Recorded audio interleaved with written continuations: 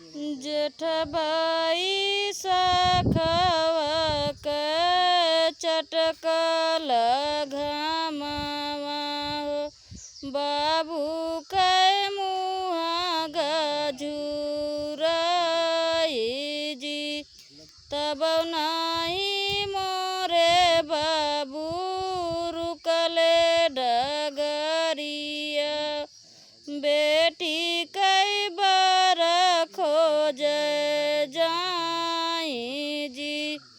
जेठ भाई सखवा के चटकल घामवा, चाचा के मुँह गजुराई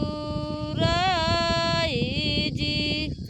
तब नहीं मोरे चाचा रुकले डगरिया हो, बेटी के बर खोज जाई जी।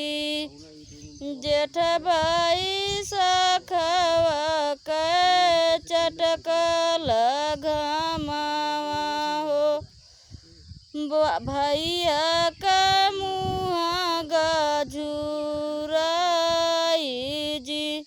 तब नहीं मोरे भैया रुकले डगरिया हो, बहिनी का